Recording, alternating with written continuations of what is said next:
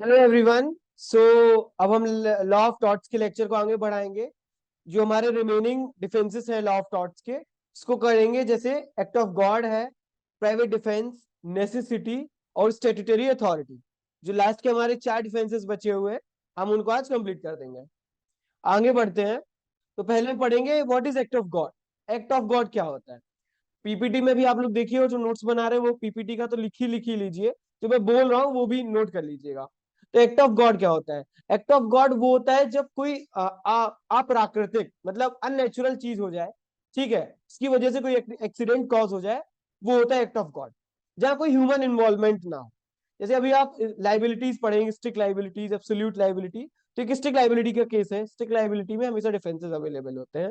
तो एक केस है रायलन वर्सेस पैचर। इसमें क्या होता, कि जो बगल में उन्होंने एक आर्टिफिशियल फॉर्म बनाया, वो बनाया था लेक से, पानी पड़ोसी की उसके माइंस में चला गया था।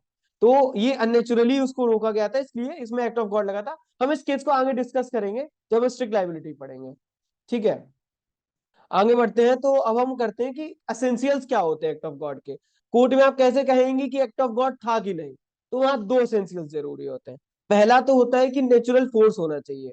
नेचुरल फोर्स, तेज हवा होना, जो एक्स्ट्रा ऑर्डिनरी हो, बारिश होना, एक्स्ट्रा ऑर्डिनरी जो नेचुरल फोर्सेस है वो होना। दूसरा जो असेंशियल है, जो इंपॉर्टेंट असेंशियल है, वो होता है that occurrence must be extra ordinary. ये नहीं कि रिमझिम बारिश हो रही है और छत गिर जाए तो कहीं एक्ट ऑफ गॉड है। नहीं, एक्स्ट्रा ऑर्डिनरी होना चाहिए, मतलब नॉर्मल सर्कमस्टांस से भी ज्यादा होना चाहिए।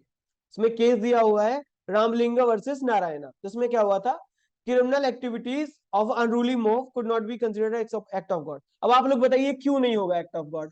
Criminal activities of unruly mauve, पहली एसेंशियल देखिए। अब आप उसमें लिखा है नेचुरल फोर्सेस होनी चाहिए। तो अनरोली मूव जो है वो नेचुरल फोर्सेस है, नहीं है। तो अगर नहीं है तो ये एक्ट ऑफ गॉड का डिफेंस नहीं ले सकते, ठीक है। आगे बढ़ते हैं। जो नीचे दिखाया था कोर्ट ऑब्जर्व दैट, जो नोट्स बना रहे हो वीडियो को पॉज करके आराम से नोट्स लिख लीजिएगा इसके, ठीक है। इसमें और हम केस लॉस देखते हैं। दूसरा है निकोल वर्सेस मार्शलैंड। इसमें क्या है, डिफेंडेंट क्रिएटेड आर्टिफिशियल लेक। उसने एक आर्टिफिशियल लेक बनवाई, पानी इकट्ठा किया, ठीक है, from a natural store due to extraordinary heavy rainfall. बारिश उस लेवल से जहां तक अभी तक वैसी हुई नहीं थी बारिश, वहां पे एक्स्ट्रा ऑर्डिनरली हैवी रेन हुई। इसकी वजह से एम्बांकमेंट्स थे वो टूट गए। और जब टूटे तो प्लेंटिव, जो प्लेंटिव था, उसके सारे ब्रिजेस, मतलब वहां उसको डैमेज हो गया। वो कोर्ट गया तो कोर्ट ने हेल्ड किया कि बारिश हैवी थी, एक्स्ट्रा ऑर्डिनरी थी रेनफॉल, इसलिए वो, लेकिन जो डिफेंडेंट था उसने डिफेंस ली है, क्योंकि उसमें क्लियरली डिफाइंड है कि एक्स्ट्रा ऑर्डिनरी हैवी रेनफॉल हुई थी, ठीक है। अब इसका नेक्स्ट केस देखेंगे, जो कल्लू लाल वर्सेस हेमचंद। क्या होता है, सर बिल्डिंग कोलैप्स हुई थी। अब ये कोर्ट हैंडल करता है, वो जब प्लेंटिफ जाता है कि भैया देखो हमें नुकसान हुआ है बिल्डिंग गिरने की वजह से, तो डिफेंडेंट जो है वो कहता है कि भैया एक्ट ऑफ गॉड है। तो कोर्ट कहता है चलो उसको चेक कर लेते हैं। तो चेक होता है जब कि कितना रेनफॉल हुआ, तो पता चलता है कि 2.66 इंचेस की थी, जो एक नॉर्मल क्राइटेरिया होता है रेनफॉल का। तो अगर नॉर्मल था, क्या एसेंशियल्स पढ़े थे हम लोग दो एसेंशियल्स। एक तो नेचुरल फोर्स, बारिश हुई थी, नेचुरल पहला हो गया। दूसरा क्या था, उसको एक्स्ट्रा ऑर्डिनरी होना चाहिए। जब कोर्ट खुद कह रहा है कि वो नॉर्मल रेनफॉल थी, तो एक्स्ट्रा ऑर्डिनरी का तो सवाल ही नहीं होता है। तो for one of the other region ये हम मानेंगे कि इसमें एक्ट ऑफ गॉड नहीं लगेगा, ठीक है। प्राइवेट डिफेंस, अब हम नेक्स्ट डिफेंस पढ़ेंगे, वो है प्राइवेट डिफेंस। प्राइवेट डिफेंस क्या होता है, आपको लॉ ने गारंटी दे रखी है रीजनेबल फोर्स यूज करने की अगर आप पे कोई हमला करे, ठीक है, आप पे या आपकी प्रॉपर्टी पे, बॉडी एंड प्रॉपर्टी, ठीक है। लेकिन रीजनेबल फोर्स यूज करना है। अगर आपको कोई थप्पड़ मारे तो आप ये नहीं कि तलवार उठाइए और उसका सिर काट दीजिए, नहीं, ये रीजनेबल नहीं है। अब आगे पढ़ेंगे कि क्या क्या एसेंशियल्स होने चाहिए। तो there are 3 essentials for private defence. पहला क्या होना चाहिए, reasonable and immediate threat to your life और प्रॉपर्टी। आपने देखा सामने कुछ एक डॉग है, वो लीज से बंधा हुआ है, अब वो भौंके जा रहा है, उसके बाहर से निकल रहे हैं, तो लेकिन क्या वो इमिनेंट थ्रेट है आपके ऊपर, नहीं है, क्योंकि वो बंधा हुआ है, ठीक है। अब अगर आप उसके ऊपर कोई एक्शन लेते हैं तो आप प्राइवेट डिफेंस का डिफेंस नहीं ले सकते, ठीक है। अब इमीडिएट और रीजनेबल थ्रेट में एक और चीज हम गौर करेंगे, आपके पास अथॉरिटीज के पास जाने का टाइम है कि नहीं। या तो वो खुद सामने आके खड़ा हो जाए, फिर आपके पास टाइम नहीं होगा, आपको खुद इमीडिएट आपके ऊपर थ्रेट है, आप एक्शन लेंगे, ठीक है, रिवर्ट बैक करेंगे। बट अगर आपके पास टाइम है अथॉरिटीज के जाने का, तब वो प्राइवेट डिफेंस कैंसिल हो जाएगा, ठीक है। नेक्स्ट जो एसेंशियल है वो है force must be use for protection not for revenge. देखिए, जैसे अगर आपके घर में चोर आते हैं, आप एक ईयर शॉट देते हैं, वो डर के भाग जाते हैं, जैसे वो भाग रहे होते हैं तब आप उनके ऊपर फायर कर देते हैं।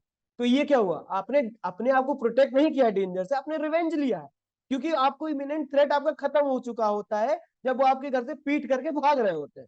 ठीक है, तो हमेशा प्राइवेट डिफेंस तब यूज में आता है, तब डिफेंस ले सकते हैं जब आप बचाने के लिए, मतलब protection from danger, not for revenge purpose. समझ रहे हैं? आपको कोई आए चांटा मार के चला जाए, शाम को जाए उसके घर, लौट के चांटा मार दे, तो क्या है, आपको तो पड़ चुका है चांटा। ठीक है, अब आप शाम को जाके मार रहे हैं, रिवेंज के लिए मार रहे हैं भाई, है ना। थर्ड जो है आपका essential, force should be used in proportion threat cost. मैं पहले ही बता चुका हूं, आपको कोई चांटा मारे, आप तलवार से उसका गला काट दीजिए, नहीं भाई, नहीं होगा ये, क्योंकि यहाँ प्रोपोर्शनेट नहीं था, बिल्कुल प्रोपोर्शनेट नहीं था। प्रोपोर्शन में ही फोर्स यूज होगा। ठीक है, अब हम आगे बढ़ते हैं, कुछ केस लॉस देखते हैं प्राइवेट डिफेंस के। फॉर एग्जाम्पल, ठीक है, केस लॉस पे सीधे जाते हैं, आप जो नोट्स बना रहे हो एग्जाम्पल पढ़ के उसे लिख लीजिएगा कॉपी में। पहला केस है वर्ड वर्सेस फुलब्रूक। याद कीजिए, हम ये पहले पढ़ चुके हैं, तो मैं अब नहीं बताऊंगा कहां पढ़े हैं, आप लोग कमेंट कीजिए कि कहां पढ़े थे इसे। ठीक है, the defendant fixed up the spring guns in his garden without displaying the notice.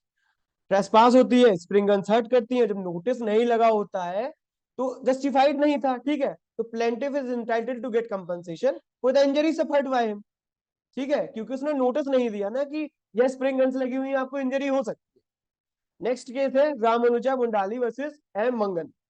इसमें क्या होता है, defendant was a land owner who had laid wire on his land. ये भी वही हरकत कर देता है, मुझे लगता है या तो दोनों की जान पहचान होगी या दोस्त होंगे। ये भी वायर डाल देते हैं, नोटिस देते नहीं है, प्लेंटिफ इंजर हो जाता है और बस वही दिक्कत। ठीक है, कोड भी वही कहता है कि it won't qualify as a private defence in making him liable. ठीक है, नोट्स बनाए, ध्यान से नोट्स बनाइएगा, लिख लीजिए जो पीपीटी में दिया हुआ है। अब जो हमारा अगला डिफेंस है that is defence of necessity. तो जहां नेसेसिटी आ जाती है, आपको वो काम करना ही पड़ेगा। जैसे सॉलिस पॉपुलिस सुप्रीम लेक्स, the welfare of the people is the supreme law. आपके पड़ोसी के घर में आग लगी हुई है, तो आप उसके घर में ट्रेसपास करके आग बुझाने जाते हैं, ये नेसेसिटी है भाई, है ना। आप आग बुझा रहे हैं, वेलफेयर के लिए, तो इस चक्कर में वो आपके ऊपर ट्रेसपास का केस नहीं कर सकता। आप किसकी डिफेंस लेंगे, कमेंट कीजिएगा, मैं भी रुका हुआ। अगर आप उसके घर में आग बुझाने के लिए ट्रेसपास करके जाते हैं, तो किसकी डिफेंस लीजिएगा। हाँ सही, जो नेसेसिटी बोले हैं सही आंसर है, नेसेसिटी की डिफेंस लेंगे। ठीक है, जैसे the defence of necessity must be distinguished from private defence and inevitable defence. ठीक, देखो example, throwing of a good, एक शिप भरा होता है, वो डूबने की कगार पे होता है, लेकिन वो उसका सामान खाली कर देते हैं लोग ताकि वो डूबे ना और बच जाए। ठीक है, तो ये नेसेसिटी थी, जिसका सामान था वो क्लेम करे कि उन्होंने मेरा सामान फेंका है, तो डिफेंस क्या लेंगे आप फिर, नेसेसिटी की, कि भाई नेसेसिटी थी, सिर्फ डूब जाता, है ना। चलो, अब इसमें कुछ केस लॉस देख लेते हैं, जैसे लिंग वर्सेस ग्लैडस्टोन।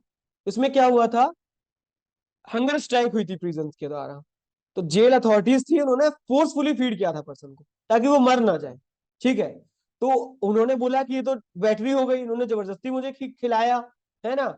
लेकिन जेल अथॉरिटीज ने क्या डिफेंस लिया है, उन्होंने बोला है कि भैया इट वॉज नेसेसिटी, अगर हम इन्हें ना खिलाते फोर्सफुली तो ये मर जाते।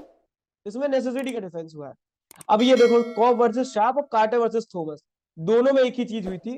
उन्होंने घर में पड़ोस में आग लगी थी, बुझाने गए, उन्होंने उसके लिए लाइबल कर दिया, क्या बोलते, ट्रेसपास के लिए लाइबल किया, तो उन्होंने कहा भैया देखो नेसेसिटी थी, आग बुझाना जरूरी था, है ना, इसलिए दोनों जगह ये ट्रेसपास का नहीं लगेगा, नेसेसिटी का वो ले लेंगे डिफेंस। एक चीज और गौर दीजिएगा, जैसे अगर क्वेश्चन आता है एप्लीकेशन बेस्ड, तो उसमें एक चीज देखिएगा, अगर एप्लीकेशन में लिखा होगा कि ऑलरेडी फायर एक्सटिंग्विशर्स आए हुए हैं या गवर्नमेंट या स्टैट्यूटरी अथॉरिटीज आई हुई हैं उसको नेसेसिटी को ओवरकम करने, फिर भी आप जाते कि नहीं नहीं, मैं मेरे पड़ोसी घर में आग लगे मैं जाऊंगा, है ना, तब वो ट्रेसपास होगा, क्योंकि उसके पास ऑलरेडी स्टैट्यूटरी अथॉरिटी थी जो उसकी हेल्प कर रही थी, आप जाके ट्रेसपास किए उसके घर में। नेसेसिटी का मतलब होता है इमीडिएट नेसेसिटी, कि कोई है नहीं, उस आपको ही हेल्प करनी पड़ेगी। ठीक है, आगे बढ़ते हैं। अब हम लास्ट डिफेंस देखेंगे, स्टैट्यूटरी अथॉरिटी। जो भी गवर्नमेंट के एक्ट हैं, अगर उनसे कोई गलती होती है, इंजरी होती है, तो वो डिफेंस लेते हैं स्टैट्यूटरी अथॉरिटी के। जैसे एग्जांपल देखिए, 24 सर ने बढ़िया एग्जांपल दिया हुआ है कि if a line railway line is constructed in the area there may be interference with the private property. Also, when the train runs, there may be some incidental harm due to noise, vibration, smoke, etc. तो railway authorities क्या defence लेगी? Statutory authority का। ठीक है,